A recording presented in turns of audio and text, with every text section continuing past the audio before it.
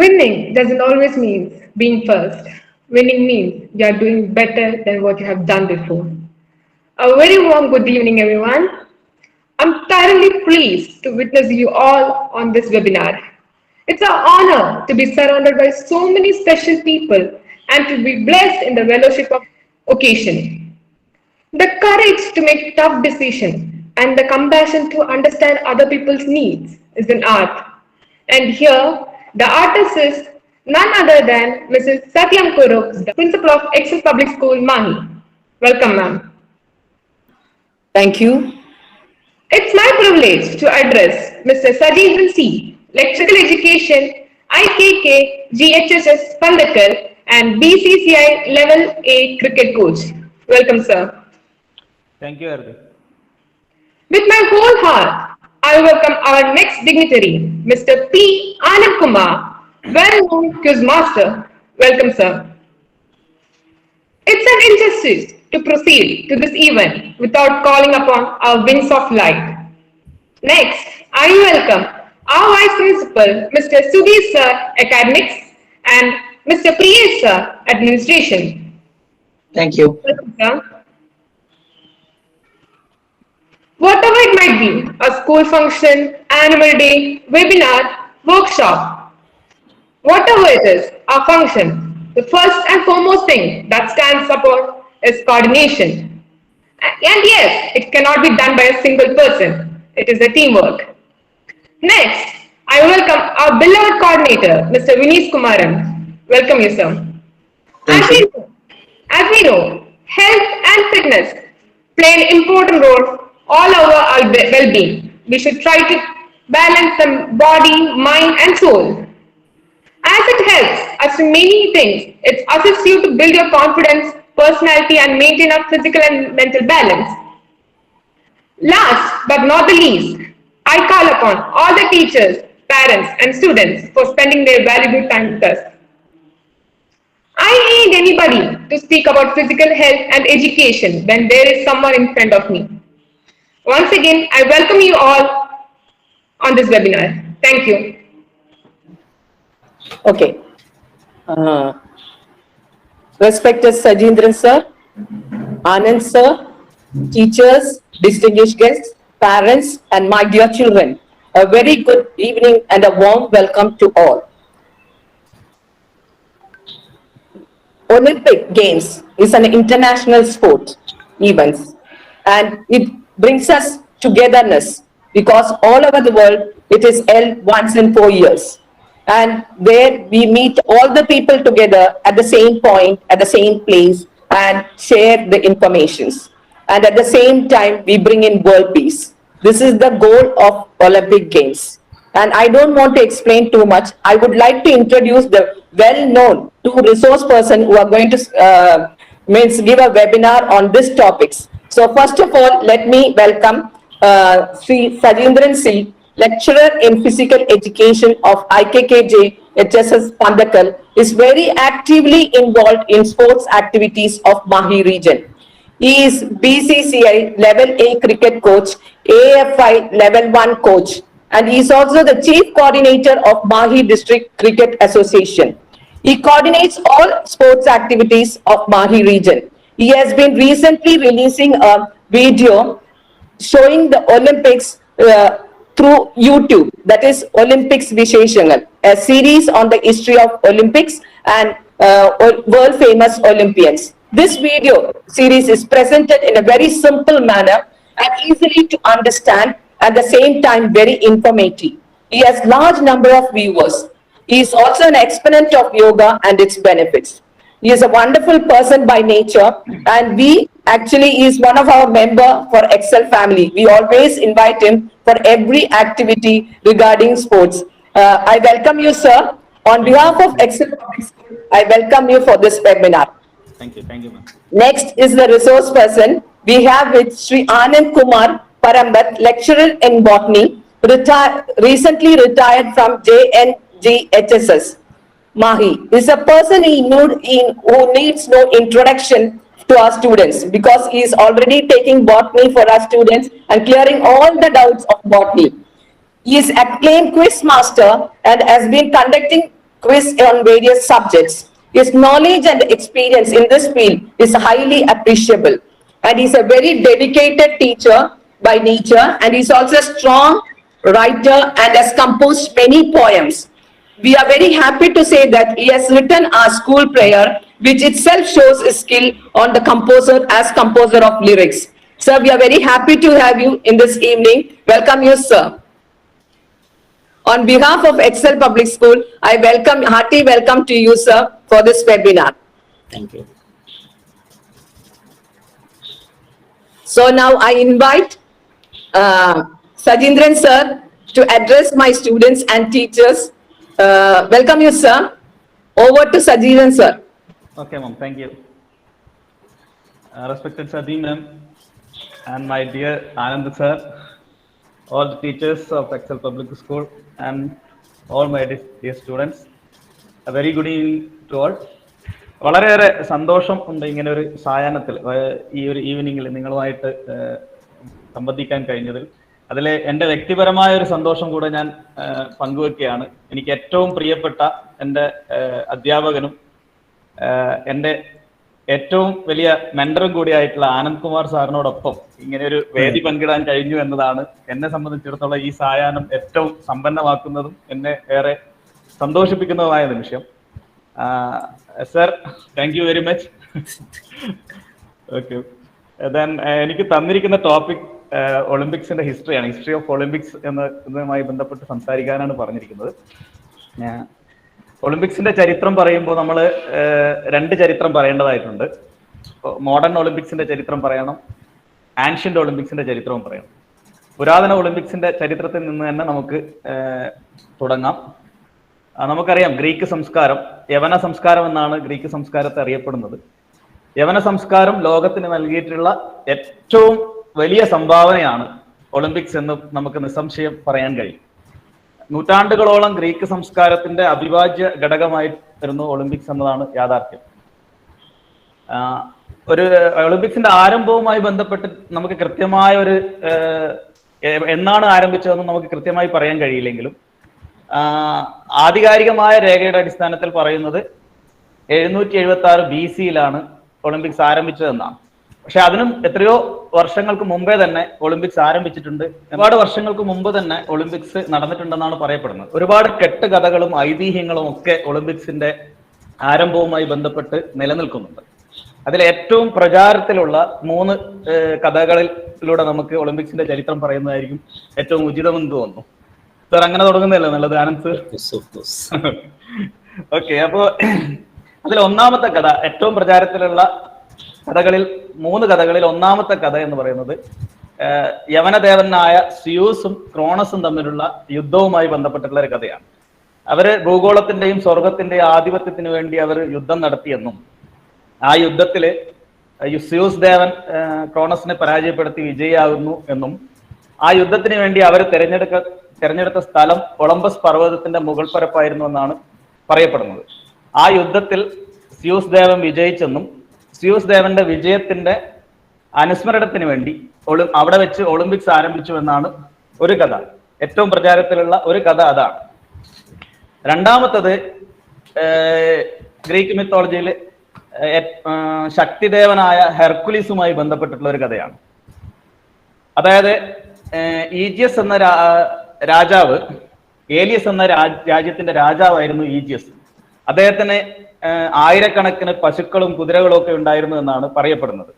അപ്പോ അതിന്റെ തൊഴുത്തുകള് എപ്പോഴും ദുർഗന്ധപൂരിതമാവുന്ന സമയത്ത് അതിനൊരു പരിഹാരം കാണുന്നതിന് വേണ്ടി ഈജിയസ് ഹെർക്കുലീസിന്റെ സഹായം തേടിയത്രേ.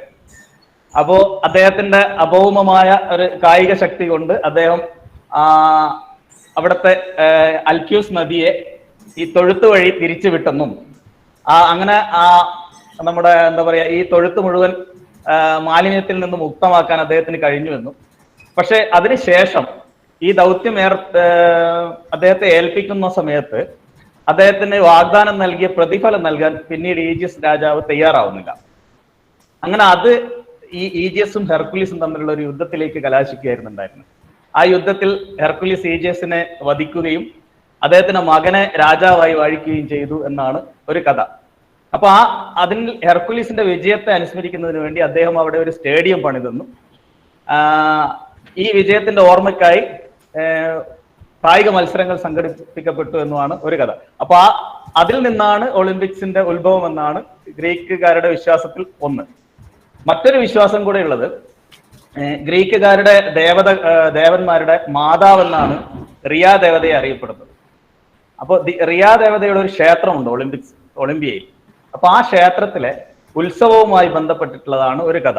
ഈ ഉത്സവത്തിന് അവരെന്താ ചെയ്യാന്ന് പറഞ്ഞാൽ, പ്രധാന പുരോഹിതൻ, ഉത്സവത്തിന്റെ ആരംഭം എന്ന് പറയുന്നത് ആ ക്ഷേത്രത്തിന്റെ പ്രധാന പുരോഹിതൻ ഹോമകുണ്ഡം ജ്വലിപ്പിക്കാനുള്ള അഗ്നിയുമായിട്ട് ക്ഷേത്രമുറ്റത്ത് നിൽക്കുകയും ക്ഷേത്രത്തിന്റെ പരിസരത്ത് ആ അഗ്നിയുടെ അവകാശം നേടിയെടുക്കുന്നതിന് വേണ്ടി ഓടി വന്ന് അത് ആദ്യം എത്തുന്ന ആളാണ് അതിന്റെ അവകാശം നേടിയെടുക്കുന്നത്.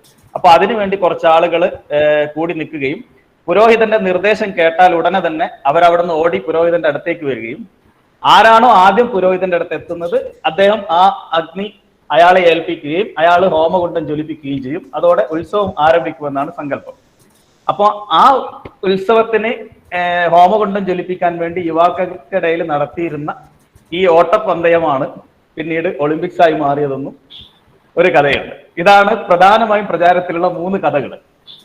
എന്ത് തന്നെ ആയാലും ഒളിമ്പിക്സിന്റെ ഉത്ഭവവുമായി ബന്ധപ്പെട്ട യാഥാർത്ഥ്യങ്ങൾ ഇവിടെ എവിടെയോ ഉണ്ട്, ഈ കഥകളിൽ എവിടെയൊക്കെയോ ഒളിഞ്ഞു കിടക്കുന്നു.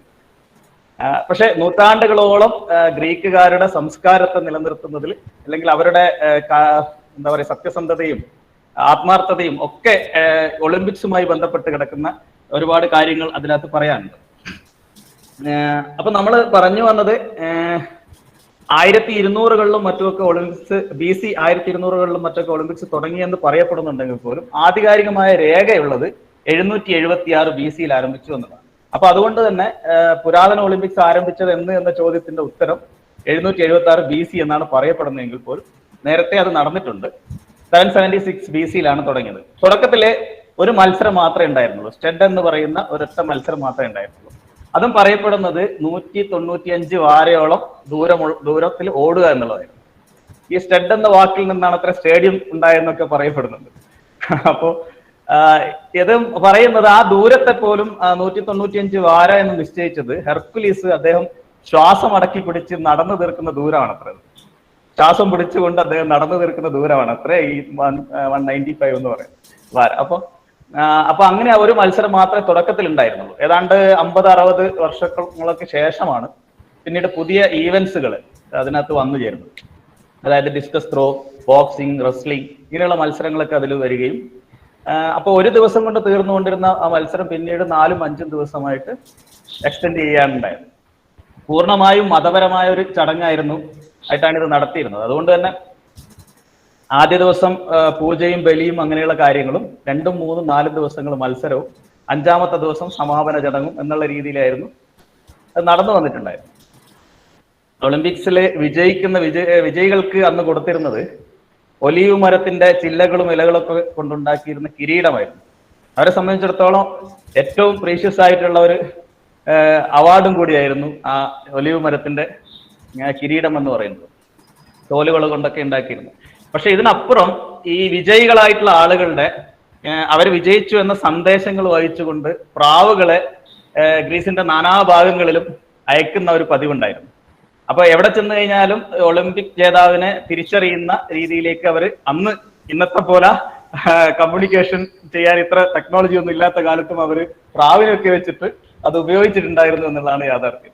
മാത്രമല്ല, ഒളിമ്പിക് ജേതാവായി കഴിയുമ്പോൾ അയാൾക്ക് രാജാക്കന്മാരും പ്രഭുക്കന്മാരും ഒക്കെ പെൺമക്കളെ കല്യാണം കഴിച്ചു കൊടുക്കാൻ വേണ്ടി തിക്കും തിരക്കും കൂട്ടുന്നൊക്കെയാണ് കേട്ടിട്ടുള്ളത്. അവരാ സ്വർണം കൊണ്ടും രക്തങ്ങൾ കൊണ്ടൊക്കെ അവർക്ക് നൽകുകയും അവരെ ആദരിക്കുകയൊക്കെ ചെയ്തിട്ടുണ്ടെന്ന് പറയും. ഇതിലെല്ലാം ഉപരി ഏറ്റവും ശ്രദ്ധേയമായ ഒരു കാര്യം പുരാതന ഒളിമ്പിക്സിൽ നമുക്ക് എടുത്തു പറയേണ്ട ഒരു കാര്യം എന്ന് പറയുന്നത്, യുദ്ധങ്ങൾ പോലും ഒളിമ്പിക്സിന് വേണ്ടി മാറ്റിവെച്ചിട്ടുണ്ടോ എന്നുള്ളതാണ്. ശരിക്കും പറഞ്ഞാൽ അതാണ് ഏറ്റവും ഇമ്പോർട്ടൻ്റ് ആയിട്ടുള്ള കാര്യം. ഒളിമ്പിക്സ് മുന്നോട്ട് വെക്കുന്ന ഏറ്റവും വലിയ സന്ദേശം അവിടെയാണ് ആരംഭിക്കുന്നത്. അവിടെ ഗ്രീക്കിലെ നഗരരാഷ്ട്രങ്ങൾ തമ്മിൽ വലിയ രീതിയിൽ യുദ്ധങ്ങൾ എപ്പോഴും നടക്കാറുണ്ടായിരുന്നു. എന്നാൽ ഒളിമ്പിക്സ് നടക്കുന്ന വർഷം, ഒളിമ്പ്യാഡ് എന്നാണ് 4 വർഷത്തെ ഒരു പീരീഡിന് അവർ 4 വർഷം കൂടുമ്പോൾ ഒളിമ്പിക്സ് നടക്കുന്ന ആ ഒളിമ്പ്യാഡിലെ ആദ്യത്തെ വർഷം ആണ് ഒളിമ്പിക്സ് നടക്കുന്നത്. 4 വർഷം. അപ്പൊ ഈ ആ കാലയളവില് ഒരു തരത്തിലുള്ള യുദ്ധങ്ങളും അവിടെ നടക്കാൻ പാടില്ല എന്നുള്ള നിയമം വളരെ കർശനമായി പാലിക്കപ്പെട്ടിട്ടുണ്ടായിരുന്നു. അത്രയും എന്താ പറയാ ഡെവലപ്ഡ് ആവാത്ത ഒരു സമയത്ത് പോലും ആളുകൾ അതിന് അത്രമാത്രം പ്രാധാന്യം കൊടുത്തിട്ടുണ്ടായിരുന്നു എന്നുള്ളതാണ് നമ്മൾ മനസ്സിലാക്കുന്നത്.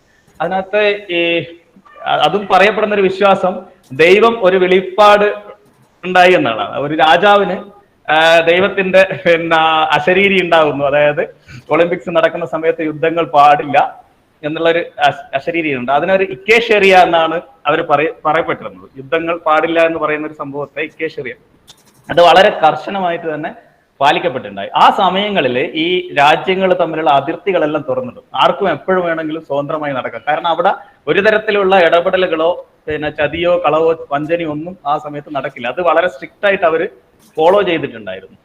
അപ്പോൾ അതാണ് ശരിയായ ഒളിമ്പിക്സിന്റെ ആധുനിക ഒളിമ്പിക്സിലേക്ക് ബാരൻഡി കുബേർട്ടിനെ നയിക്കാനുണ്ടായ കാരണങ്ങളിൽ ഒന്ന് ആ ഒരു കാരണമായിരുന്നു. ഒളിമ്പിക്സ് യുദ്ധങ്ങൾ പോലും മാറ്റിവെച്ചു എന്നുള്ളത് മാത്രമല്ല,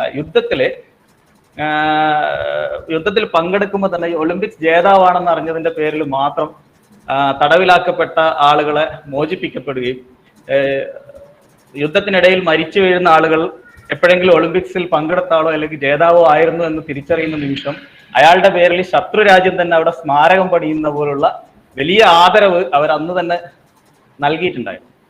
അപ്പൊ ഇതൊക്കെയാണ് പുരാതന ഒളിമ്പിക്സിൽ നടന്ന സംഭവം. പിന്നെ മാത്രമല്ല, അതിൽ എടുത്തു പറയേണ്ട ഒരു കാര്യം, ഈ ഒളിമ്പിക്സ് നടക്കുമ്പോൾ ഇതിൽ ചതിയോ കളവോ ഒന്നും ചെയ്യാൻ പാടില്ല എന്നുള്ള നിയമം മത്സരിക്കുന്ന ആളുകൾ വളരെ സ്ട്രിക്റ്റ് ആയിട്ട് അത് ഫോളോ ചെയ്യണമായിരുന്നു. അപ്പൊ ആ സമയത്ത് ഇവരാരെങ്കിലും അങ്ങനെ ചെയ്തിട്ടുണ്ടെങ്കിൽ, തെറ്റ് ചെയ്തിട്ടുണ്ടെങ്കിൽ അതിനുള്ള ശിക്ഷ എന്ന് പറയുന്നത് ഒരു പർവ്വതത്തിന് മേലെ, കോണസ് പർവ്വതത്തിന്റെ മുകളിൽ അവരുടെ ആരാണോ തെറ്റ് ചെയ്തിരിക്കുന്നത് അയാൾ ചെയ്തിരിക്കുന്ന കുറ്റം എന്താണ്, അയാളുടെ പേര്, അയാൾ വരുന്ന സ്ഥലം, അയാൾ ചെയ്ത കുറ്റം എന്താണെന്ന് വലിയൊരു ഓട്ടുഫലകത്തിൽ, വലിയ ഭാരമുള്ള ഒരു ഓട്ടുഫലകത്തിൽ അത് രേഖപ്പെടുത്തിയിട്ട് ഈ പർവ്വതത്തിന്റെ മുകളിലേക്ക് ഇദ്ദേഹം അതിനെ വലിച്ചു കൊണ്ടുപോയി ഏറ്റവും മുകളിൽ അത് സ്ഥാപിക്കണമെന്നാണ് നിയമമായിരുന്നു. പക്ഷെ അതിൽ ഏറ്റവും ഇൻട്രസ്റ്റിംഗ് ആയിട്ടുള്ള ഒരു സംഭവം എന്ന് പറയുന്നത്, ഏതാണ്ട് 1200ഓളം വർഷങ്ങൾ ഈ ഒളിമ്പിക്സ് നടന്നിട്ടും ആ പർവ്വതത്തിന് മുകളിൽ വെറും 13 ഓട്ടുഫലകങ്ങളായിരുന്നു ഉണ്ടായിരുന്നുള്ളൂ എന്നുള്ളതാണ്. അപ്പോ അത്രയും വർഷക്കാലം 12 നൂറ്റാണ്ടുകൾക്ക് നടന്നിട്ടും 13 പേരെ അത്തരത്തിലുള്ള തെറ്റിലേക്ക് പോയിട്ടുള്ളൂ. ബാക്കി എല്ലാവരും അത് ഫോളോ ചെയ്തു എന്ന് പറയുമ്പോൾ തന്നെ ഗ്രീക്കുകാർ സ്പോർട്സിന് കൊടുത്തിരുന്ന പ്രാധാന്യവും ഇതൊക്കെയാണ് നമുക്കതിൽ നിന്ന് മനസ്സിലാകുന്നത്. അതിനോട് കാണിച്ചിരിക്കുന്ന സത്യസന്ധത, ആത്മാർത്ഥത, ഇതൊക്കെയായിരുന്നു അതിന്റെ കാരണങ്ങൾ. പിന്നീട് ഏതാണ്ട് BC 2-ാം നൂറ്റാണ്ടൊക്കെ ആകുമ്പോഴത്തേക്കും ഗ്രീക്ക് എന്ന് പറയുന്നത് റോമൻ അധീനതയിലാവുകയാണ്. റോമക്കാര് ഗ്രീക്ക് കീഴ്പ്പെടുത്തുകയും റോമൻ ചക്രവർത്തിമാരുടെ അധീനതയിലേക്ക് ഗ്രീക്ക് മാറുകയും ചെയ്യുന്നു. അപ്പോൾ തീർച്ചയായും സ്വാഭാവികമായും മറ്റൊരു സംസ്കാരത്തിന് കീഴിലേക്ക് വരുമ്പോൾ ആ നിലനിന്നിരുന്ന സംസ്കാരങ്ങൾ മേലൊക്കെ ഒരു കടന്നുകയറ്റം ഉണ്ടാവുമല്ലോ. അതിന്റെ ഭാഗമായിട്ട് തന്നെ ഒളിമ്പിക്സിലും ഇടപെടലുകൾ ഉണ്ടാവുകയും ചെയ്തു. പക്ഷേ ഗ്രീക്കുകാരുടെ ആ ഒരു വലിയൊരു സംസ്കാരം എന്നുള്ള നിലയിൽ റോമക്കാരും അത് ഫോളോ ചെയ്തിട്ടുണ്ടായിരുന്നു. അവരും ഒളിമ്പിക്സ് നടത്താൻ വേണ്ടി മുൻകൈ എടുത്തെങ്കിലും പക്ഷെ ഇവർ കാണിച്ചിരുന്ന ഒരു ആത്മാർത്ഥതയോ സത്യസന്ധതയോ ഒന്നും അവർക്കുണ്ടായിരുന്നില്ല. അവരും മത്സരം നടത്തിയിരുന്നു. പിന്നീട് ഗ്രീക്കുകാരോടൊപ്പം റോമക്കാരും കൂടെ ഒളിമ്പിക്സിൽ പങ്കെടുത്തിട്ടും ഉണ്ടായിരുന്നു. അങ്ങനെ ഇരിക്കെ ആണ് പിന്നീട് ഇതൊരു മതപരമായ ഒരു ചടങ്ങ് എന്നുള്ള രീതിയിൽ റോമൻ ചക്രവർത്തിയായിരുന്ന തിയഡോസിസ് ഒന്നാമൻ AD 394 ഒളിമ്പിക്സിന് നിരോധനം ഏർപ്പെടുത്തുകയാണ് ഉണ്ടായിരുന്നത്. അപ്പോ അതിനുശേഷം പിന്നീട് അവർ അവിടുത്തെ ക്ഷേത്രങ്ങളും സ്റ്റേഡിയങ്ങളൊക്കെ നശിപ്പിക്കുകയും തീയിടുകയും അങ്ങനെയൊക്കെ ചെയ്യുകയുണ്ടായി. പിന്നീട് കുറെ കഴിഞ്ഞപ്പോഴത്തേക്കും അവിടുത്തെ പ്രകൃതിക്ഷോഭങ്ങളും മറ്റും ഭൂകമ്പവും വെള്ളപ്പൊക്കവും ഒക്കെ വന്ന സമയത്ത് മറ്റ് ക്ഷേത്രങ്ങളും അവശേഷിക്കുന്ന മറ്റ് സ്റ്റേഡിയങ്ങളും എല്ലാം നശിച്ചുപോയി. അങ്ങനെ ഒരു ഗതകാല സ്മരണയുടെ ശ്മശാന ഭൂമിയായി പിന്നീട് ഒളിമ്പിയ മാറുകയാണ് ഉണ്ടായത്. അതോടുകൂടി ഒളിമ്പിക്സിന് നിരോധനം വന്നതോടുകൂടി പുരാതന ഒളിമ്പിക്സിന്റെ ചരിത്രം അവിടെ അവസാനിക്കുകയാണ്. പിന്നെ നമ്മൾ വരുന്നത് മോഡേൺ ഒളിമ്പിക്സിലേക്കാണ്. മോഡേൺ ഒളിമ്പിക്സിലേക്ക് വരുമ്പോൾ ഏതാണ്ട് AD 394 നിരോധിക്കപ്പെട്ട ഒളിമ്പിക്സിന് പിന്നീട് പുനർജന്മം ഉണ്ടാകുന്നത് 1896 1500 വർഷങ്ങൾക്ക് ശേഷമാണ് ഇത് പിന്നീട് നടക്കുന്നത്. അപ്പൊ അതിന് മുൻകൈ എടുത്തതും അതിനുവേണ്ടി അഹോരാത്രം പ്രയത്നിച്ചതും നമുക്ക് എല്ലാവർക്കും അറിയാം മോഡേൺ ഒളിമ്പിക്സിന്റെ പിതാവ് എന്നറിയപ്പെടുന്ന ബാരൻഡി കുബേർട്ടിനാണ്. അദ്ദേഹം ഒരു ഫ്രഞ്ചുകാരനായിരുന്നു. ഫ്രാൻസിൽ താമസമാക്കിയ ഒരു ഇറ്റാലിയൻ കുടുംബത്തിലാണ് അദ്ദേഹം ജനിക്കുന്നത്. അദ്ദേഹം ഈ ഫ്രഞ്ച് വിദ്യാഭ്യാസ പദ്ധതിയുടെ പരിഷ്കരണത്തിന്റെ ഭാഗമായിട്ട് അദ്ദേഹം ലണ്ടനിലേക്ക് പോവുകയും അങ്ങനെ ഓക്സ്ഫോർഡ് യൂണിവേഴ്സിറ്റിയിൽ വെച്ച് അദ്ദേഹം ഏണസ്റ്റ് കർട്ടിസൺ എന്ന് പറയുന്ന ഒരാളുടെ പ്രഭാഷണം കേൾക്കാൻ ഇടയാവുകയും ചെയ്തു. അപ്പൊ ആ പ്രഭാഷണത്തിനിടയിൽ അദ്ദേഹം പറഞ്ഞിരുന്നത് മുഴുവൻ ഗ്രീക്കുകാരുടെ ഈ ഒരു സാംസ്കാരിക പൊലിമയെക്കുറിച്ചും അവർ സ്പോർട്സിന് നൽകിയിരുന്ന പ്രാധാന്യത്തെക്കുറിച്ചും യുദ്ധങ്ങൾ പോലും സ്പോർട്സിന് വേണ്ടി മാറ്റിവെക്കപ്പെട്ടിരുന്നു എന്നതൊക്കെ അദ്ദേഹത്തെ വല്ലാതെ ആകർഷിക്കുകയാണ്. ആ സമയത്ത് യൂറോപ്യൻ രാജ്യങ്ങളിലൊക്കെ എപ്പോഴും കിടമത്സരമായിരുന്നു. യുദ്ധങ്ങളൊക്കെ സർവ്വസാധാരണമായി നടക്കുന്ന സമയത്താണ് ഈ ഒരു ആശയം അദ്ദേഹത്തെ വല്ലാതെ ആകർഷിക്കുന്നത്.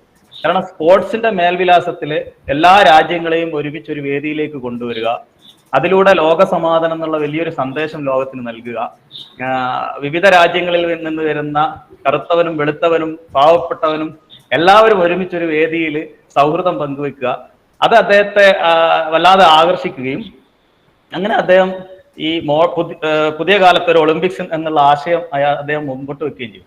പക്ഷെ ഒരുപാട് അദ്ദേഹത്തിന് മുമ്പേയും പലരും ശ്രമിച്ചെങ്കിലും അതൊന്നും സാധ്യമായിട്ടില്ല. പിന്നെ അദ്ദേഹം ഒരു കായിക അഭ്യാസ പ്രകടനങ്ങളുടെ ഒരു സെമിനാർ നടക്കുന്നുണ്ടായിരുന്നു ഫ്രാൻസിൽ വെച്ച് 1892. അവിടെ അദ്ദേഹം ഇതിനൊരു അവസരം കിട്ടിയപ്പോൾ അദ്ദേഹം ഈ വിഷയം അവിടെ അവതരിപ്പിച്ചു. ഒളിമ്പിക്സ് ഈ ഗ്രീസിൽ ഈ നടന്നുകൊണ്ടിരുന്ന ഒളിമ്പിക്സും അതിന്റെ പ്രസക്തിയും ഒക്കെ അവിടെ അദ്ദേഹം പറഞ്ഞ് ഫലിപ്പിക്കാൻ ശ്രമിച്ചെങ്കിലും അദ്ദേഹത്തിന് അത് സാധ്യമായില്ല. ഒരുപക്ഷെ ആ സമ്മേളനത്തിൽ നിന്ന് ആളുകൾ മുഴുവനും ഒരു ഭ്രാന്തനായ ചെറുപ്പക്കാരന്റെ ഒരു ദിവാസ്വപ്നമായിട്ട് അതിനെ തള്ളിക്കളിയെ അദ്ദേഹത്തെ പുച്ഛിച്ച് തള്ളുക ചെയ്തത്. പക്ഷെ അതിലൊന്നും നിരാശപ്പെടുന്ന ഒരാളായിരുന്നില്ല ബാരൻഡി കുബേർട്ടിൻ. അദ്ദേഹം വീണ്ടും അതിന്റെ ശ്രമം വീണ്ടും തുടർന്നുകൊണ്ടേയിരുന്നു. ഒടുക്കം അദ്ദേഹത്തിന്റെ ശ്രമഫലമായി പാരീസിൽ വെച്ച് നടന്ന അമച്വർ സ്പോർട്സിനെ കുറിച്ചുള്ള ഒരു സമ്മേളനത്തിൽ 1894 അദ്ദേഹത്തിന് ഒരു അവസരം ലഭിക്കുകയാണ് ആ സമ്മേളനത്തിൽ ഈ വിഷയത്തെക്കുറിച്ച് സംസാരിക്കാൻ വേണ്ടി. അപ്പൊ അദ്ദേഹം ശക്തമായ വാദഗതികളിലൂടെ അദ്ദേഹത്തിന്റെ വാദം അവിടെ സമർത്ഥിച്ചു. അവരെ എല്ലാവരെയും ബോധ്യപ്പെടുത്താൻ അദ്ദേഹത്തിന് കഴിഞ്ഞു. അപ്പൊ തന്നെ എല്ലാവരും അത് കൈയടിച്ച് പാസ്സാക്കുകയും പുതിയ ആധുനിക ഒളിമ്പിക്സ് ആരംഭിക്കുന്നതിനെ കുറിച്ച് ചർച്ച ചെയ്യുന്നതിന് വേണ്ടി Olympic committee, international Olympic committee അവിടെ വെച്ച് തന്നെ രൂപീകൃതമാവുകയും ചെയ്തു. അങ്ങനെ 1894 ഇന്റർനാഷണൽ ഒളിമ്പിക് കമ്മിറ്റി രൂപീകരിക്കപ്പെട്ടു. അപ്പൊ എവിടെ വെച്ച് നടത്തണം എന്നുള്ളതായിരുന്നു ചർച്ച. സ്വാഭാവികമായും ഒളിമ്പിക്സിന്റെ ജന്മഭൂമിയിലേക്ക് തന്നെ അത് കൊണ്ടുവരണം എന്നുള്ളതായിരുന്നു എല്ലാവരുടെ ആഗ്രഹം. ഒളിമ്പിയയിലായിരുന്നല്ലോ നടന്നുകൊണ്ടിരുന്നത്. അപ്പോൾ ഒളിമ്പിയയിൽ വെച്ച് തന്നെ നടത്താൻ വേണ്ടി തീരുമാനിക്കുകയും, പക്ഷെ ആ ഒളിമ്പിയയിൽ വെച്ച് നടത്തുന്നതിന്റെ പ്രായോഗികമായ ഒരുപാട് ബുദ്ധിമുട്ടുകൾ പിന്നീട്, കാരണം അവിടെ അതിനുള്ള സൗകര്യങ്ങളില്ല എന്നുള്ളത്. ഒരുപാട് രാജ്യങ്ങളിൽ നിന്ന് ആളുകൾ വരുമ്പോൾ അവരെ അക്കോമഡേറ്റ് ചെയ്യാനുള്ള സൗകര്യങ്ങളില്ലാതെ വരുന്നതും, പിന്നെ സ്റ്റേഡിയത്തിന്റെ അവൈലബിലിറ്റി, ഇങ്ങനെയുള്ള കാരണങ്ങൾ. അതിനൊപ്പം തന്നെ ഗ്രീസിന്റെ ഏതാണ്ട് ഹൃദയഭാഗത്താണ് ഒളിമ്പിയ എന്ന് പറയുന്ന നഗരം. അപ്പൊ അവിടെ എത്തിപ്പെടാനുള്ള അസൗകര്യങ്ങളൊക്കെ പരിഗണിച്ചിട്ട് ഏതൻസിൽ വെച്ച് ആധുനിക ഒളിമ്പിക്സ് ആരംഭിക്കാൻ വേണ്ടി തീരുമാനിക്കപ്പെടുകയും അങ്ങനെ ഏതൻസിൽ 1896 ആധുനിക ഒളിമ്പിക്സ് പിറവിയെടുക്കുകയും ചെയ്തു. ജോർജ് രണ്ടാമൻ രാജാവാണ് അത് പ്രഖ്യാപിക്കുന്നത്. അതായത് 1500 വർഷത്തെ നിശബ്ദതയ്ക്ക് ശേഷം ഒളിമ്പിക്സിന്റെ കാഹളം വീണ്ടും ഭൂമിയിൽ മുഴങ്ങിക്കേട്ട ഒരു ദിവസമായിരുന്നു അത്. 1896 ഒരു മിനിറ്റ്, ഏപ്രിൽ 6 എൻ്റെ ഓർമ്മ. ഏപ്രിൽ 6 തിങ്കളാഴ്ചയായിരുന്നു ആ ദിവസം. അദ്ദേഹം അത് പ്രഖ്യാപിച്ചപ്പോ എന്താ പറയാ, ദിഗന്ധങ്ങൾ മുഴങ്ങുന്ന ശബ്ദത്തോടുകൂടി സ്റ്റേഡിയം ആർപ്പുവിളിയോടുകൂടി അതിനെ ഏറ്റെടുക്കുകയായിരുന്നു എന്ന് പറഞ്ഞു. BC 320 നിർമ്മിക്കപ്പെട്ട ഒരു സ്റ്റേഡിയം, ഏറ്റവും ഫേമസ് ആയിട്ടുള്ള ഏതൻസിലെ പനാഥനിക് സ്റ്റേഡിയത്തിൽ വെച്ച് അതിന് അറ്റകുറ്റപ്പണികളൊക്കെ നടത്തി അവിടെ വെച്ചായിരുന്നു ആധുനിക ഒളിമ്പിക്സ് ആരംഭിച്ചത്. അങ്ങനെ അന്ന് 13 രാജ്യങ്ങളാണ് ആധുനിക ഒളിമ്പിക്സിലെ ആദ്യത്തെ മീറ്റിൽ പങ്കെടുത്തത്. 311 അത്ലറ്റുകൾ ഉണ്ടായിരുന്നു. അമേരിക്കക്കാരനായ ജെയിംസ് ബ്രണ്ടൻ കൊളോണി എന്ന് പറയുന്ന ട്രിപ്പിൾ ജമ്പ്, ഇന്ന് ട്രിപ്പിൾ ജമ്പ് എന്ന് പറയുന്ന മത്സര ഇനം നേരത്തെ അറിയപ്പെട്ടിരുന്നത് ഹോപ്പ് സ്റ്റെപ്പ് ജമ്പ് എന്നാണ്. ഇപ്പൊ അത് ട്രിപ്പിൾ ജമ്പായി മാറിയിരിക്കുകയാണ്. അപ്പൊ അതിൽ അദ്ദേഹം 13.71 മീറ്റർ ചാടി ചരിത്രത്തിലെ ആദ്യത്തെ ജേതാവായി ഒളിമ്പിക്സിന്റെ. അങ്ങനെ ആധുനിക ഒളിമ്പിക്സ് പിന്നീട് ഓരോ നാൾക്ക് നാള് അതിന്റെ പ്രതാപവും പ്രസക്തിയും പ്രാധാന്യവും ഒക്കെ വർദ്ധിച്ചു വന്നു. 13 രാജ്യങ്ങളിൽ തുടങ്ങിയ ഒളിമ്പിക്സ് ഇപ്പോൾ ടോക്കിയോയിൽ എത്തി നിൽക്കുമ്പോൾ 205 രാജ്യങ്ങളിൽ നിന്ന് 10,000-കണക്കിന് അത്ലറ്റുകൾ മത്സരിക്കുന്ന, അതും ഇതുപോലൊരു കോവിഡ് പോലൊരു വലിയ പ്രതിസന്ധി ഘട്ടത്തിൽ നമ്മൾക്കെല്ലാം പ്രതീക്ഷയുടെ കിരണങ്ങൾ നൽകിക്കൊണ്ടാണ് ടോക്കിയോയിൽ ഇന്ന് കൊടിയിറങ്ങിക്കൊണ്ടിരിക്കുകയാണ്.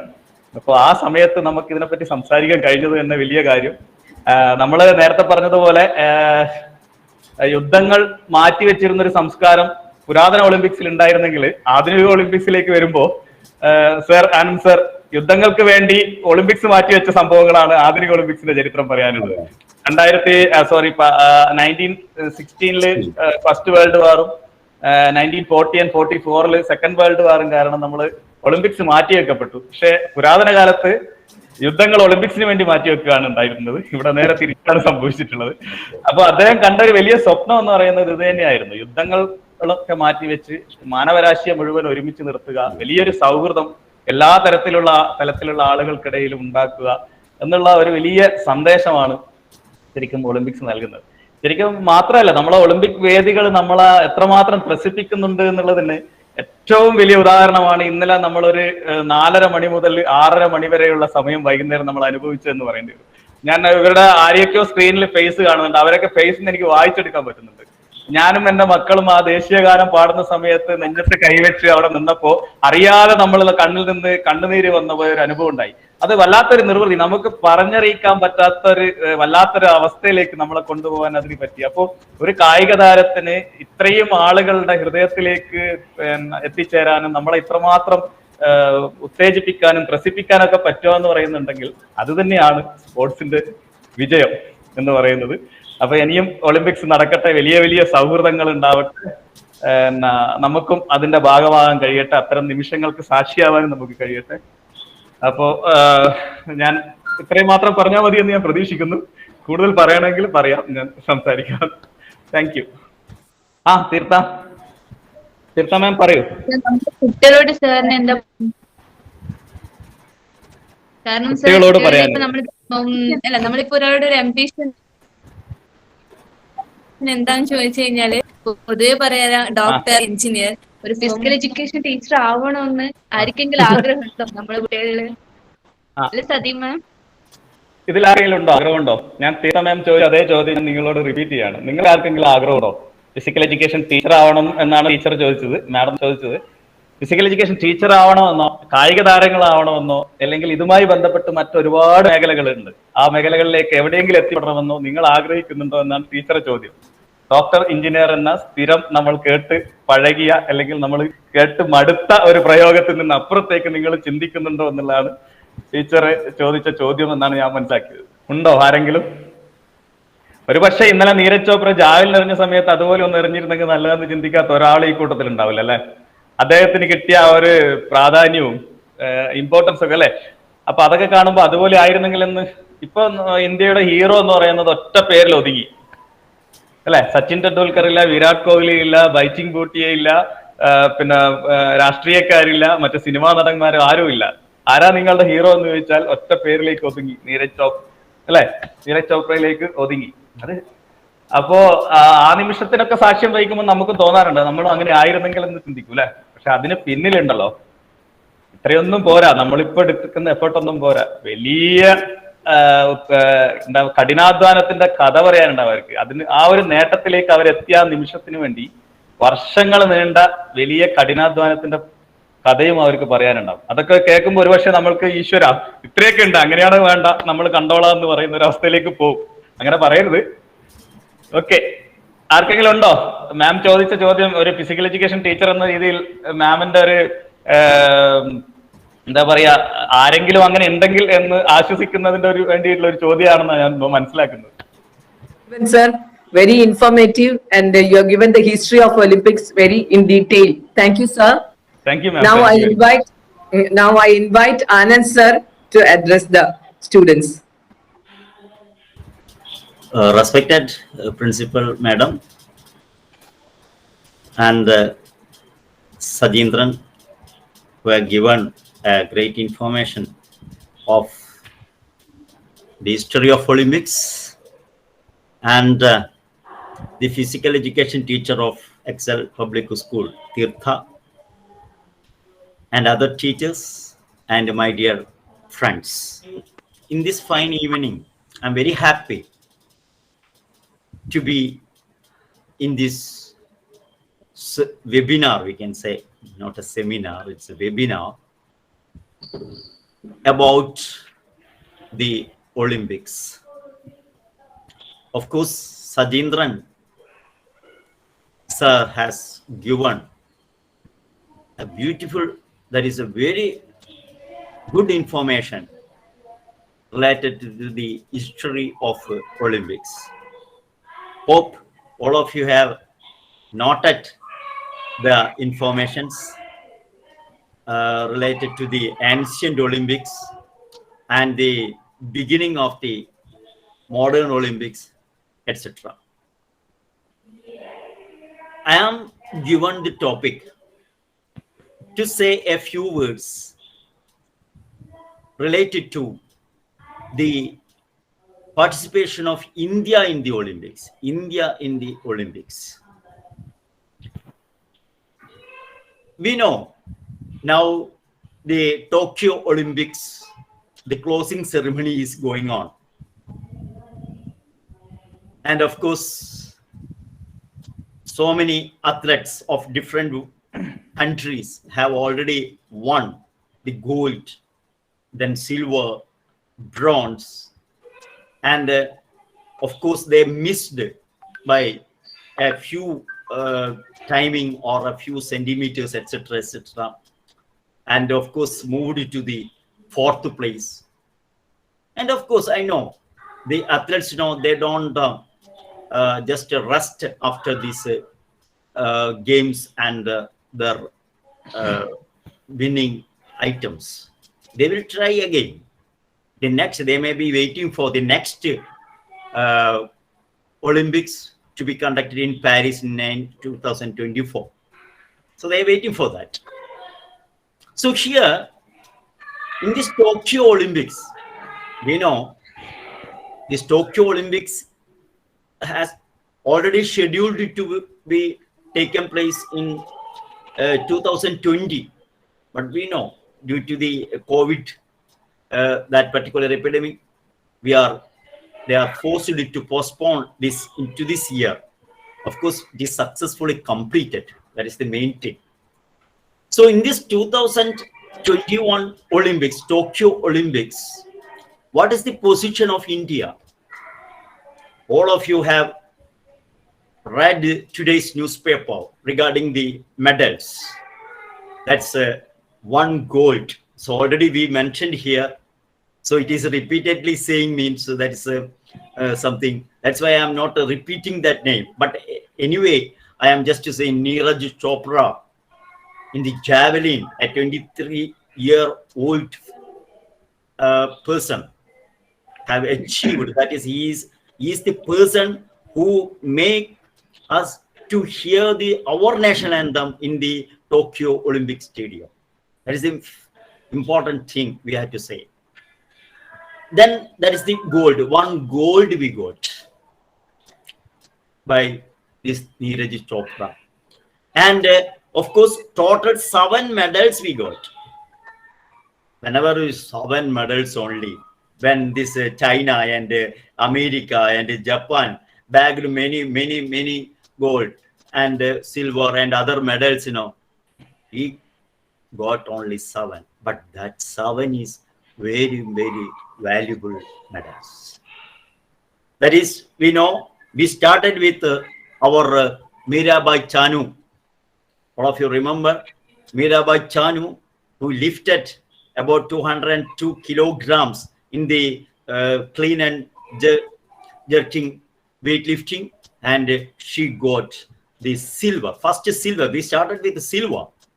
Then we were waiting for a medal.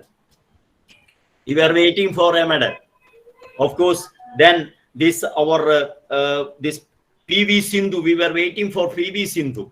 PV Sindhu, we know PV Sindhu, the last Olympics, that is the 2016 Olympics, Rio Olympics, we got only 2 medals. That's why these 7 medals is something important. That this is the year, this is the Olympics in which India got the highest number of medals, that is 7. Before that, we got only these 6 medals in the London Olympics.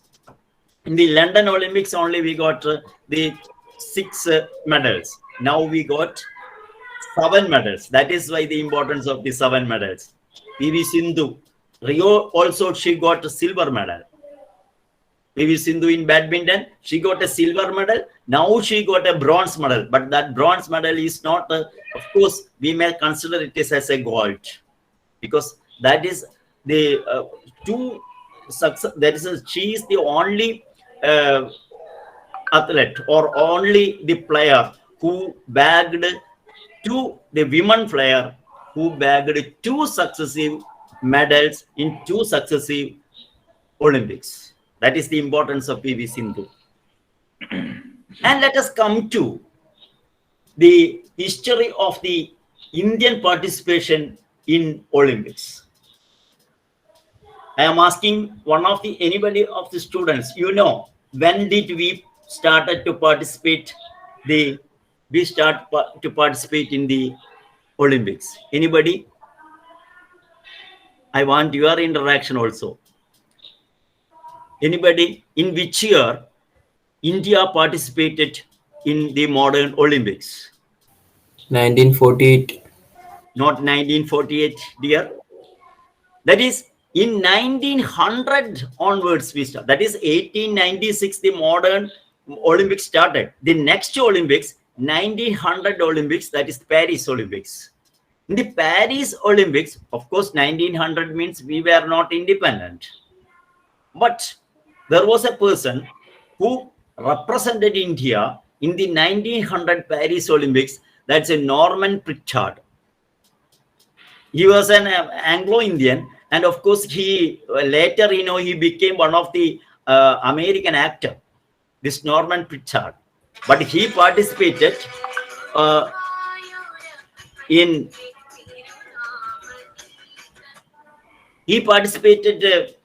200 meter and 200 meter hurdles and won 2 silver medals, one in 200 meter and 200 meter hurdles.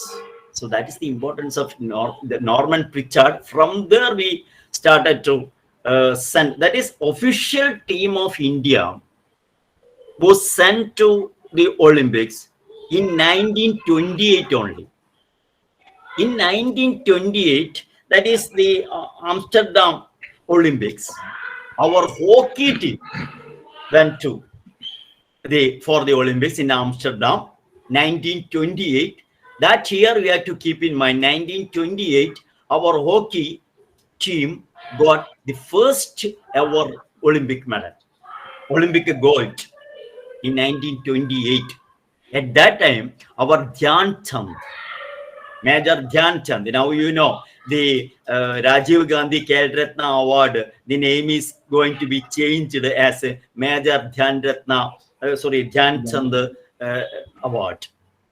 Okay, that is something politics and something is there. But Dhyan Chand, we had to remember, he is the hockey wizard. He is popularly known as hockey wizard. And his birthday, what's his birthday? It is very, very important because August 29th is the birthday that is celebrated as the National Sports Day of our country. National Sports Day of our country is in memory of that particular personality, the hockey wizard. That is our Dhyan Chand. And in that game, hockey, in hockey, that is about 28 goals. Among these 28 goals, Dhyan Chand he scored 14 goals. That was Dhyan Chand's history. And later in 1932, of course, our India hockey team got gold. In 1936, Berlin Olympics also, we got gold. 36 in Berlin Olympics. Berlin Olympics has got so many Jesse Owens, etc. They appeared in the Berlin Olympics when Hitler was there as the dictator. That we know this story. In 1948, London Olympics, we got gold again. So hockey team, continuously, that is 8 goals we got in hockey. Last gold we got in hockey in 1980. After 1980 Moscow Olympics, unfortunately, we could not won any gold or any medal, any gold till this year. That is the Tokyo Olympics, that is 2021. That is the importance, or that is the value of the bronze medal bagged by our hockey team in 2021, this Tokyo Olympics. After 41 years, our national sport is hockey. National sport is hockey, and that's why now we are giving importance to this hockey gold. Then again, 1952 Helsinki Olympics. That is an important one. In Helsinki Olympics, what is the importance of this 1952 Helsinki Olympics? The first individual medal, first individual got one medal, K.D. Jadhav. He cannot. K.D. Jadhav, a wrestler, he got the bronze medal in 1952 Helsinki. In Helsinki, that is the first individual medal for Indian in independent India. Before that, Norman Pritchard got a medal in 1900, and then 1952 only an individual medal, an individual person. Before that, only this hockey team medal only we got. That is the importance of 1952 Helsinki. Then the 1956 also we got gold in Melbourne Olympics, I think. Of course, in Melbourne Olympics we got gold in hockey. But there in 1956, do you know our football team, Indian football team, participated in Olympics? Anybody knows that? Indian football team. Now the football, if you take the ranking, we are about 100 or 101st ranking in the world football level. But in 1956, our football team participated in that Melbourne Olympics, 1956. So later, that's we just entered the semi-finals, and in the semi-finals we were defeated by Yugoslavia in 1956. There is a personality, a Keralite, that is Olympian Abdurrahman. You cannot. He is a person. He belongs to Calicut, Kozhikode district.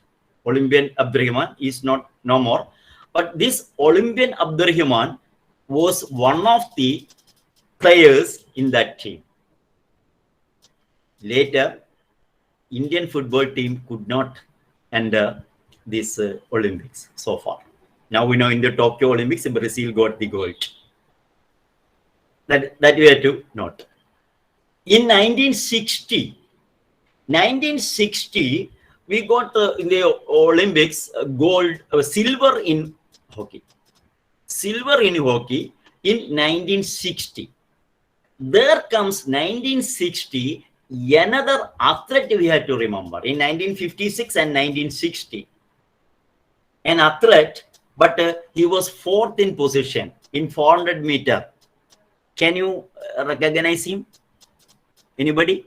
Milkha Singh. Milkha Singh, very good. Milkha Singh participated in 1956 and 1960, but in 1960 he got the 4th position.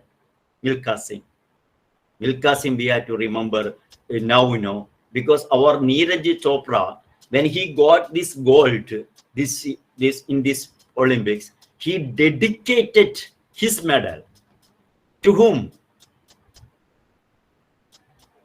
To whom? To Milka Singh. To Milka Singh. So he dedicated his medal to that great personality who passed away in the last June. So Milka Singh, we know, Flying Sikh. Flying Sikh is his name. And in 1960 and 1964, that is Tokyo, 1964, before this 2021, in 1964, the Olympics took place in Tokyo. There also we got gold in hockey. No individual place. In 1968, we got only bronze. Munich Olympics. Sorry, Mexico Olympics. We got only bronze. Let us take in 1972, again bronze. 1972, Munich Olympics. 1976, no medal for us. But in 1980, Moscow Olympics, we got gold. That's the last gold for hockey, 1980. And later, now only we got, we can remember the goalie, that is our Malayali PR Srijesh here, 2021. Then if you, this 2000, that is 1984 Olympics, we have to keep in mind. I'm just saying about the participation of India in Olympics. 1984 Los Angeles Olympics. 1984 Los Angeles Olympics. What is that? Is we have to keep in memory. 1984 Los Angeles Olympics. Anybody can say? PT Usha. Of course, PT Usha.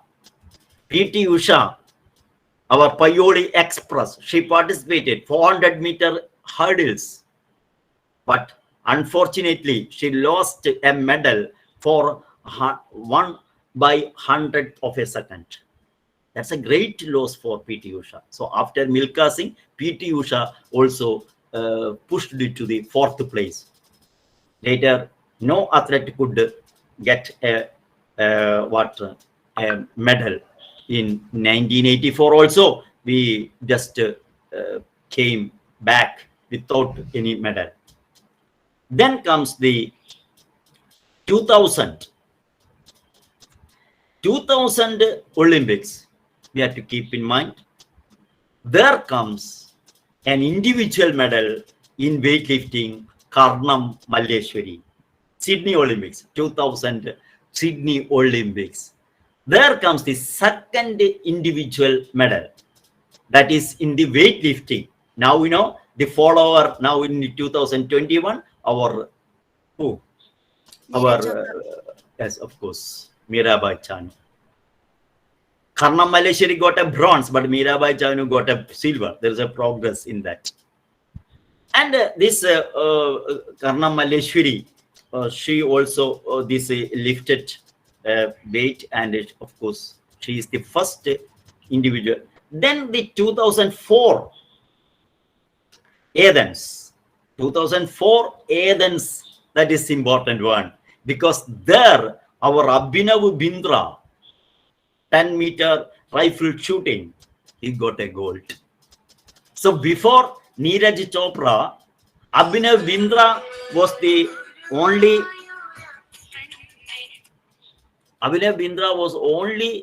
the individual got a gold. That is in 2004 Athens, Abhinav Bindra. At that time also one bronze, our Rajnathan Singh Rathore also got a bronze in that. And 2008 Vijayendra Singh in bronze. Sushil Kumar in wrestling. Sushil Kumar in wrestling. You know what is the condition of Sushil Kumar now? Anybody? Later he got the silver also. 2004, 2008, 2012 also he got a silver in wrestling. Sushil Kumar. What is the condition of Sushil Kumar now? Anybody? He's in jail now. That's a pathetic condition. Sushil Kumar he was arrested and is put in jail now. He's put in jail in connection with a murder. Sushil Kumar is there, and Sushil Kumar now, you can, if you read the newspaper, you can see that our Ravi, this Ravi Kumar Dalia, he got a silver in wrestling, and he was allowed. This Sushil Kumar was allowed to watch that in the TV in the jail. So Sushil Kumar is there. Sushil Kumar, unfortunately, he just in connection with a murder is in the jail. Then we had to remember our Leander Paes. Leander Paes is another individual. That is, in tennis, he got a bronze. Leander Paes got a bronze. That is, we had to keep in mind. Leander Paes. Then 2000, the London Olympics, we had to say. 2012, the London Olympics. We got 6 medals in London Olympics. Gagan Narang, then Sushil Kumar wrestling, Vijay Kumar in boxing, pistol, and Mary Kom boxing. Mary Kom got a medal in bronze medal, I think. Mary Kom, the follower of the Mary Kom here in this our Lavlina of Assam got a bronze in boxing, and Mary Kom got and our Yogeshwar Dutt wrestling again. Saina Nehwal got the first bronze in badminton in 2012 London Olympics. Then the 2016, that is the Rio Olympics, that's the last Olympics taken place in our Brazil. Only 2 medals we got. One is our PV Sindhu's silver medal in badminton, and Sakshi Malik, that is wrestling, she got a bronze medal. And so far, if you calculate, we can see that about 33 medals, Olympic medals bagged by our country. 33 medals. Michael Phelps of America, he himself got 28 medals, gold, and 14 golds and other things together, he got 28 medals. So when we compare with that individual and our Indian athletes, we can see that what is the difference. But anyway, we are progressing. We lost some medals, even in the shooting, we expected some medals there. In the archery, we expected medals. But unfortunately, our players were lost in their attempt. And another personality, we know, our Aditi Ashok. We had to the golf. In the golf, she was the second day, she was in the second position. Second day, she was in the second position. Third day and the fourth day, she lost the grip and she was pushed to the 4th place. That's another thing happened. And our women's hockey team, before this 2021, they appeared only 2 times. The women's hockey team, there also we were pushed to 4th place. Of course, we have the we can have the other medals, other achievements in the coming Olympics. For that, those who are interested in these games, myself, when I am, suppose if this Sacheendran, he just participated in many sports, and that is why he's a PET, physical education teacher. It's a well-known physical education teacher of Mahe region. But myself, I am just, I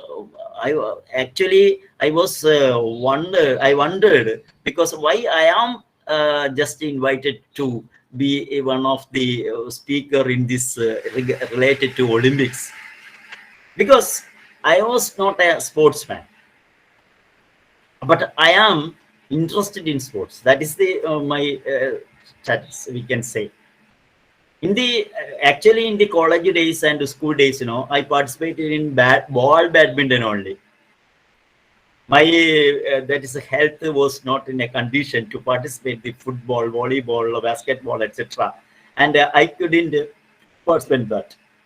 But I hope about 80 students are listening to me here, and some of you are interested in some type of sports games, etc. The table tennis, badminton, and other athletics, and other football, cricket. Cricket is another thing. Cricket now it is not included in the. Actually, it included in 1900 Olympics, I think, and later it was not included. This cricket, but I think that sometimes the coming it will be included because 2020 is there. So actually tested cricket, that it takes 5 days, that is not possible. That's why it was not selected. Now, it is going to be selected sometimes. And that so many new items are introduced in 2021 Olympics. One is the skateboarding and the surfing, the wall climbing, and the karate. Like that, in the Paris Olympics, they may think Paris Olympics, we are waiting for the Paris Olympics. And of course, Los Angeles Olympics is coming in 2028. And 2032, that is our Australia is going to be host to the Olympics. So Olympics is there. Olympics, it is, of course, we are excited when yesterday, as you are said, even as Sacheendran said, we were excited, etc., etc., because in an athletic field, we are going to, we won a gold.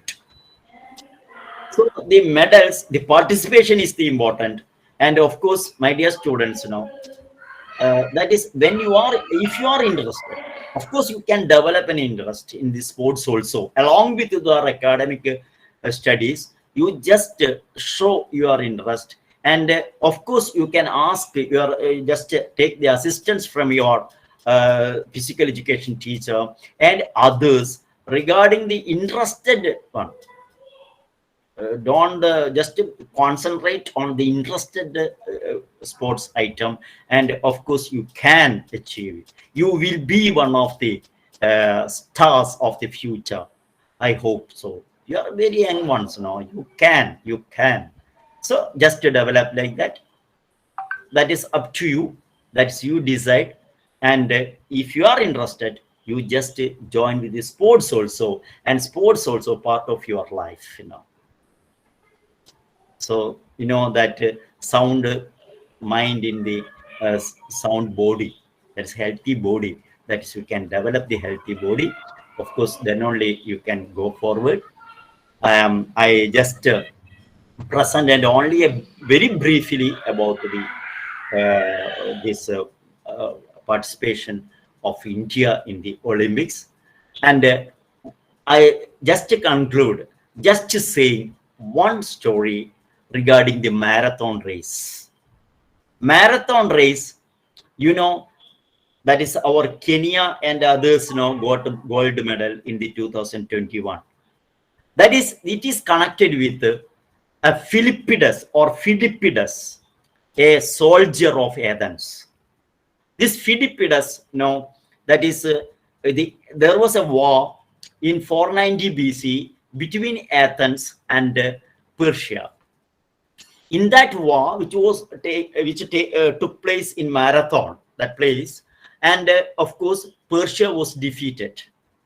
But these cunning Persians, they just started to Athens to say that they have won in that particular battle. But it was known by Philippides, and Philippides, he ran from Marathon to Athens to inform the Athens, that the king of Athens, that they have won. So he ran without resting many kilometers from Marathon to Athens. And of course, when he informed that their victory, and he fell down and died. In memory of Philippides, this particular race, marathon race, is conducting in Olympics and other athletic meet. So that is the story of the marathon. So we had to develop such a willpower. That willpower should be developed within you. And of course, then only this type of webinar will be fruitful to you. Just read about the sports, read about the athletes, read about the other personalities, their history, and even the Neeraj Chopra, about the Neeraj.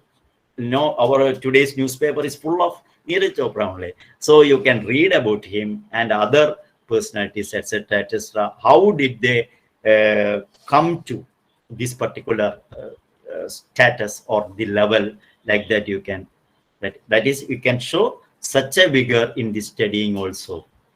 Nothing is impossible. That is the message from me. So thank you all to tolerated me for about, I don't know how many minutes I took. So about 30 minutes and above. Okay. Thank you all. See you. Thank you, sir. Thank you, sir. Thank you, sir, for giving a detailed history of India's place in Olympics. Thank you, sir. Thank you very much. Sir. Thank you. Welcome. മാം, ഇനി ക്വാറീസിന്റെ ടൈമാണ്. കുട്ടികൾക്ക് ഇതിൽ സംശയങ്ങളുണ്ടെങ്കിൽ ചോദിക്കുന്ന സമയമാണ്. കുട്ടികൾക്ക് മുന്നോട്ട് വരാം. ആർക്കെങ്കിലും എന്ത് സംശയം ഉണ്ടെങ്കിൽ മുന്നോട്ട് വരാം. ടോക്കിയോ ഒളിമ്പിക്സിന്റെ കൂടി ഇറങ്ങിക്കൊണ്ടിരിക്കുന്നു. അപ്പൊ നമ്മളുടെ സെമിനാർ അവസാനിക്കാനുള്ള സമയമായി. സർ, കബഡി ഒളിമ്പിക്സിൽ അടുത്തെങ്ങാനോ വരുവാ? കബഡി ഏഷ്യാഡിൽ വന്നിട്ടുണ്ട്. അല്ലേ സജീന്ദ്രൻ? ആക്ച്വലി കബഡി ആൻഡ് കൊക്കോ എന്ന് പറയുന്നത് ഇൻഡിജീനിയസ് ഗെയിമാണ്. നമ്മുടെ ഇവിടെ തന്നെ ഉണ്ടായിട്ടുള്ള ഗെയിമാണ്. അപ്പൊ അതിന് വേൾഡ് വൈഡ് ആയിട്ടുള്ള ഒരു പോപ്പുലാരിറ്റി കിട്ടി വരുന്നേ ഉള്ളൂ. ഇപ്പൊ ഏഷ്യയിൽ ഒരുപാട് രാജ്യങ്ങളിൽ കബഡി ഉണ്ട്. അതുകൊണ്ട് തന്നെ ഏഷ്യൻ ഗെയിംസിലും അത് ഇൻക്ലൂഡഡ് ആയിട്ടുണ്ട്. ഇപ്പം നിലവിൽ ഇന്ത്യയും പാകിസ്ഥാനും തന്നെയാണ്, ബംഗ്ലാദേശും ഒക്കെയാണ് കബഡിയിൽ ശോഭിച്ചു നിൽക്കുന്നത്. ഇനി മറ്റു രാജ്യങ്ങളിലേക്ക് കൂടെ അത് വരുന്നതോടുകൂടി സ്വാഭാവികമായിട്ടും വരും. ഇങ്ങോട്ട് ഏതെങ്കിലും ഏഷ്യൻ രാജ്യങ്ങളിലേക്ക് ഇപ്പൊ ജപ്പാൻ വരെ എത്തിയല്ലോ, നമുക്ക് എപ്പോഴെങ്കിലും ഒരു ചാൻസ് കിട്ടുമെന്ന് പ്രതീക്ഷിക്കാം. അതെ, ഒരുപാട് ഗെയിം ഓരോ വർഷവും ഇൻക്ലൂഡ് ആവുന്നുണ്ട്. ഇപ്പൊ ഈ വർഷം തന്നെ കരാട്ടെ വന്നു അല്ലെ? ഞാനൊന്നും ഒരിക്കലും ചില സമയം ഉണ്ടാവില്ല. അപ്പം ഏകദേശം ഒരു 40, 32, 36 അങ്ങനെയുള്ള ഏതെങ്കിലും വർഷങ്ങളില് ഇന്ത്യ ഹോസ്റ്റ് ചെയ്യാനുള്ള ഒരു ചാൻസ് ഉണ്ട്. നമുക്ക് ഫസ്റ്റ് ഏഷ്യാഡൊക്കെ നമ്മൾ ഹോസ്റ്റ് ചെയ്തിട്ടുണ്ട്. Commonwealth games also sir. Commonwealth games നമ്മൾ ഡൽഹിയിൽ വെച്ച് ഹോസ്റ്റ് ചെയ്തിട്ടുണ്ട്. ഒളിമ്പിക്സ് ഹോസ്റ്റ് ചെയ്യാം. ആ സമയത്ത് കബഡിയൊക്കെ ഇൻക്ലൂഡ് ചെയ്യുന്നതാണ്. ഡെഫിനറ്റ് ആയിട്ട്. Thank you, sir. Okay. I appreciate Ritul for asking questions and at the same time giving a prompt answer when Anand sir asked one question. Good work, Ritul. Yes, ma'am. Thank you. നമ്മൾ കുട്ടികളോട് സാറിന് വേറെ എന്തെങ്കിലും പറയാനുണ്ടോ? എന്താ തീർത്ത ഇനി madam പറയാനുള്ള, ഞാൻ ഇനി ഒരുപാട് സമയമായില്ലേ. പിന്നെ ഒന്നുമില്ല, പ്രത്യേകിച്ചൊന്നുമില്ല. എല്ലാവർക്കും ഈ പറയുന്ന പോലെ നമുക്ക് സ്പോർട്സ് എന്ന് പറയുന്നത് പാർട്ടിസിപ്പേറ്റ് ചെയ്യുക, വിൻ ചെയ്യുക എന്നുള്ളതിനപ്പുറം അതിനെ ഉൾക്കൊള്ളുക, അത് നൽകുന്ന സന്ദേശങ്ങളൊക്കെ നമ്മുടെ ജീവിതത്തിലും കൂടെ പിന്നെ പ്രാബല്യത്തിലാക്കുക എന്നുള്ളതൊക്കെയാണ്. അപ്പോ സാറ് നേരത്തെ സൂചിപ്പിച്ചതുപോലെ കായിക താരമാകുക എന്നുള്ളത് മാത്രമല്ല സ്പോർട്സിൽ പങ്കെടുക്കുന്നതുകൊണ്ട് ഉദ്ദേശിക്കുന്നത്. അതിലൂടെ നമ്മൾ ഒരുപാട് പിന്നെ ജീവിത മൂല്യങ്ങളും കൂടെ ആർജിക്കുന്നുണ്ടല്ലോ അല്ലേ സർ? ഡിസിപ്ലിൻ ആയാലും ശരി, നമ്മൾക്ക് ആ ഒരു എന്താ പറയാ പ്രതികൂല സാഹചര്യങ്ങളൊക്കെ നമ്മൾ എങ്ങനെ തരണം ചെയ്യണം എന്നുള്ള അത്തരം ഒരുപാട് കാര്യങ്ങൾ നമ്മൾ ഓരോ കളിക്കളത്തിൽ നിന്ന് നമ്മൾ പഠിക്കുന്നുണ്ടല്ലോ. സ്പോർട്സ്മാൻ എപ്പോഴും ഡിസിപ്ലിൻ ആയിരിക്കണം. അതെ, മാത്രമല്ല അതിനപ്പുറം വലിയൊരു സൗഹൃദത്തിന്റെ ഒക്കെ ഇപ്പൊ ഒളിമ്പിക്സിൽ തന്നെ നമ്മള് ഇപ്പോ ഗോൾഡ് മെഡൽ ഷെയർ ചെയ്ത മുഹൂർത്തങ്ങളൊക്കെ, അപ്പൊ നമ്മളത് അതിനെപ്പറ്റി പല രീതിയിലുള്ള പിന്നെ ചർച്ചകളൊക്കെ ഉണ്ടായിരുന്നു അല്ലേ സർ? പിന്നെ അവരുടെ സൗഹൃദം അല്ലെങ്കിൽ ഇഞ്ചുറി ആയതുകൊണ്ട് അയാളെ കൊടുത്തു എന്നൊക്കെ പറഞ്ഞിട്ടുള്ള കാര്യങ്ങൾ. പക്ഷെ അതിൽ ഒരിക്കലും ഒരു അത്ലറ്റിനും ഇഞ്ചുറി ആയതുകൊണ്ട് മറ്റേ അത്ലറ്റ് അയാൾക്ക് കൂടെ ഷെയർ ചെയ്യാം എന്നൊന്നും സ്പോർട്സിലില്ല. സ്പോർട്സിലെ ആക്ച്വലി കൃത്യമായ എല്ലാ നിയമങ്ങൾ, എഴുതപ്പെട്ട നിയമങ്ങൾ തന്നെയാണ്. ഒരാളെ വിജയിയെ പരാജയപ്പെട്ട ആളെ രണ്ടുപേർക്കും ഒരേ അതെ. അതിൽ ആക്ച്വലി സംഭവിച്ചിരിക്കുന്നത് എനിക്ക് തോന്നുന്നു പലർക്കും അതിലൊരു സംശയം ഉണ്ടാവാം. എന്താ പറയാ, ഹൈ ജമ്പിലായാലും പോൾ വോൾട്ടിലായാലും ശരി, ഈ ടൈ വരുന്ന സമയത്ത് അതിന് ടൈ ബ്രേക്ക് ചെയ്യാൻ വേണ്ടി, അതായത് ഇൻ കേസ് നമ്മൾ ലാസ്റ്റ് കവർ ചെയ്ത ഡിസ്റ്റൻസ് രണ്ടുപേരും ഒരേ എന്താ പറയാ ചാൻസിലാണ് ക്ലിയർ ചെയ്തതെങ്കിൽ നെക്സ്റ്റ് ഹൈറ്റ് രണ്ടുപേരും ഫെയിൽ ആവുന്നതും ഒരുമിച്ചാണെങ്കിൽ ദെൻ അവരുടെ ടോട്ടൽ നമ്പർ ഓഫ് ഫൗൾസും കൂടെ നോക്കും. അവിടെയും ടൈ വരുന്നുണ്ടെങ്കിൽ ദെൻ അടുത്തത് ജമ്പ് ഓഫ് എന്ന് പറയുന്ന ഒരു ഓപ്ഷൻ ആണ്. അത് പോൾ വോൾട്ടിലും ഹൈ ജമ്പിലും മാത്രമാണുള്ളൂ. അപ്പൊ അവിടെ ജമ്പ് ഓഫ് എന്ന് പറയുന്നത് ഓപ്ഷൻ അത്ലറ്റ്സ് രണ്ടുപേരും എടുക്കുന്നില്ല എന്നുള്ള ഒരു സാഹചര്യം വരുമ്പോൾ മാത്രമാണ് ഗോൾഡ് മെഡൽ അല്ലെങ്കിൽ അത് ഷെയർ ചെയ്യപ്പെടുന്നത്. ഷെയർ ചെയ്യുമ്പോൾ സ്വാഭാവികമായിട്ടും രണ്ടുപേർക്ക് ഗോൾഡ് കൊടുക്കുമ്പോൾ സിൽവർ മെഡൽ അവിടെ അപ്രസക്തമാവുകയും ബ്രോൺസ് മെഡൽ കൊടുക്കുകയും ചെയ്യുന്നുള്ളതാണ് രീതി. അല്ലാതെ ഒരാൾ ഇഞ്ചുറി ആയതുകൊണ്ട് എന്നല്ല. ബട്ട് അവിടെ എല്ലാവരും നമ്മൾ സോഷ്യൽ മീഡിയയിലൊക്കെ വായിച്ചതുപോലെ ഇവർക്കിടയിൽ വർഷങ്ങളായിട്ടുള്ള സൗഹൃദം അവിടെ ഉണ്ട്. പിന്നെ മാത്രമല്ല 2.37 ആണ് അവർ കവർ ചെയ്ത ഡിസ്റ്റൻസ്. 2.39, അതായത് നെക്സ്റ്റ് 2 സെന്റിമീറ്റർ കൂടെ കവർ ചെയ്യുകയാണെങ്കിൽ അദ്ദേഹത്തിന് ഒളിമ്പിക് റെക്കോർഡ് കൂടെ ബ്രേക്ക് ചെയ്യാനുള്ള ഒരു അവസരം ഉണ്ടായിരുന്നു. ഏതെങ്കിലും ഒരു അത്ലറ്റ് തയ്യാറാവുകയാണെങ്കിൽ ഒരുപക്ഷെ ഈ പറഞ്ഞ പോലെ ഗോൾഡ്, സിൽവർ, ബ്രോൺസ് എന്നുള്ള രീതിയിൽ അത് പോവുമായിരുന്നു. അവിടെയാണ് പിന്നെ ആ സൗഹൃദത്തിന്റെ ഒരു മഹത്വമൊക്കെ നമ്മൾ കാണുന്നത്, സ്പോർട്സ്മാൻ സ്പിരിറ്റ്. അവിടെ നമ്മൾ നേരത്തെ പറഞ്ഞത് എനിക്ക് എന്ന് ചിന്തിക്കുന്നതിന് പകരം നമുക്ക് എന്ന് അവർ ചിന്തിച്ചെടുത്താണ് സ്പോർട്സിന്റെ വിജയം. അതാണ്.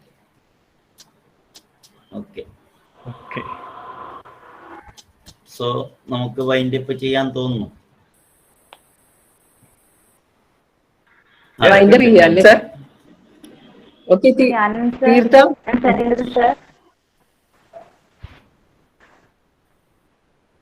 ഞങ്ങൾക്ക് തന്നത് ഒരുപാട് നന്ദിയുണ്ട്. കാരണം സജീന്ദ്ര സാർ വിളിച്ചപ്പോ സാറിന് ഇപ്പം കൊറോണ ഡ്യൂട്ടി ഒരുപാട് കാര്യങ്ങൾ ഉണ്ടായിട്ടുണ്ട്. അപ്പൊ ഞാൻ വിളിച്ചു ചോദിച്ചു, സാർ പറ്റുമോന്ന് ചോദിച്ചപ്പോ പറ്റാണ്ടൊന്നുമില്ല തീർത്ത, നിങ്ങക്ക് ഏത് ടൈം ആയാലും പറഞ്ഞാൽ മതി, ഞാൻ ചെയ്തോളാം എന്ന് പറഞ്ഞ് മുന്നോട്ട് വന്നു. അതുപോലെ തന്നെ ആനന്ദ് സാറും അഫ്കോഴ്സ് എത്ര മണിക്കാന്നാ ചോദിച്ചത്, ഏത് ദിവസം എത്ര മണിക്കാ, ഞാൻ പറ്റുമെന്ന് ചോദിച്ചപ്പോ പറഞ്ഞു അതെന്താ പറ്റായികൊന്നും ഇല്ല, എനിക്ക് ഏത് ടൈം ആയെങ്കിലും പറഞ്ഞോളൂ, ഇല്ലെങ്കിൽ പറഞ്ഞ് മുന്നോട്ട് വന്നു. ഒരുപാട് നന്ദിയുണ്ട് സാർ, നമ്മളെ കുട്ടികൾക്ക് വേണ്ടി ഇത്രയും വിലപ്പെട്ട സമയം തന്നതിന്. Thank you sir. Thank all the parents, teachers and the students, those who have participated and those who have attended this and learned a lot of information. You have gathered a lot of values and information through this webinar. And I thank Vinny sir for coordinating the whole activity. Thank you, sir. Thank you very much. Thank you once again, everyone who has attended the webinar. Thank you very much. Thank you. Thank you, ma'am. Thank you, ma'am. Thank you, Sacheendran sir. Thank you, Anand. Thank you, ma'am. Thank you. Thank you, ma'am. Thank you, ma'am. Thank you, sir. Thank you, ma'am.